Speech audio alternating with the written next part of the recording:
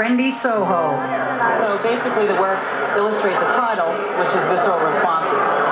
What most people think of as underground art. They're poignant, they're sincere, they're direct. But if you want to see some real underground art... So this is your gallery. This is where my paintings are. Chris paints 30 feet underground. I was at one point going to have an opening down here, and I thought that if we had wine and cheese set out, that the rats would jump all over the cheese and people would freak out and run. Kind of give us a tour of what's down here, what you've done. The 33-year-old artist's works appear under 5 city blocks. Tell me about this. The concept was just to make the two torsos work together. Tell me about this one. This piece in particular is taken from a photo by Margaret Burke White that was done during the Great Floods. It's about taking an image that was, to me, very symbolic of the Depression and putting it in a new context. Why did you choose this space for this? I had always wanted to paint something here. It's Chris's spray paint version of Goya's The 3rd of May and a gift to a friend. It's Bernard's space. I've spent a lot of time here with Bernard. It's Bernard's living room. It's Bernard's living room, is what it is. That's Bernard as in media star. You got it, guy. And Lord of the Tunnel. What's the hardest part about working down here? You're left to your own devices. I mean, right now we don't have a ladder, so I can't paint. A man without a ladder. In the tunnel, invention is the mother of creativity. Is it possible to use that skid there? Yeah, you could use this as a ladder. Today, Chris is painting a portrait of Bernard. That's good. See, because that's how I've got to paint you. That's the right profile.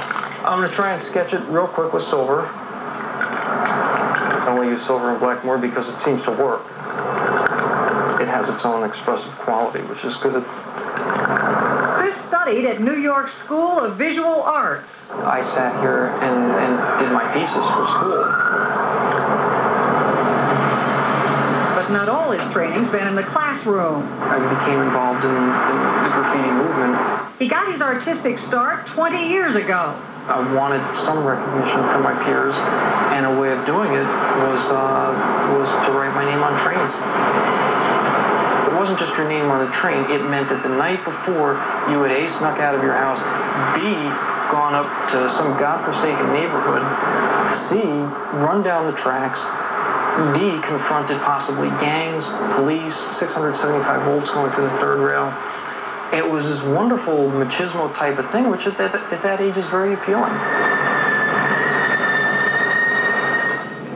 Train painting actually came in handy. You would paint your name on the train like that. So, and you couldn't back up because there was another train right there. That's how I learned spatial relationships. Some people go to school for it. His graffiti tag was freedom in the old days, when his work made the local news. And though he considers himself above graffiti now, some of the later paintings become more powerful because they're more well thought out. He's painted a tribute to the old days. This is you. That was me, yes. I lived in that jacket. That was my Bombardiers jacket. I got that jacket on, I think, my 16th birthday. It's an homage to my jacket. And then the spray can head, of course, was appropriate at the time. Below ground, Chris Pape may be well known. Up here, he's hardly a household word. Although hundreds of people go within just a few feet of his paintings every single day. If only they knew where to look. The whole idea was that you would look through the grating up above and you say, whoa, there's this painting. It drips down through the grating and then it's like invading thirst space. Just a... But if Chris encourages people to look... it's always been one of my favorite paintings down here. He does not encourage them to touch. You have no compunction about painting over this? Not at all. Because? We shouldn't be painting here. An outlaw artist has had the nerve to paint over some of Chris's works. Certainly it annoys me. It breaks my heart. It couldn't be restored. Did you write I Can't Forgive This?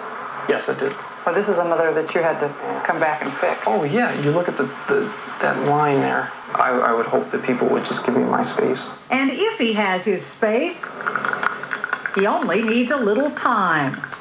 Wow.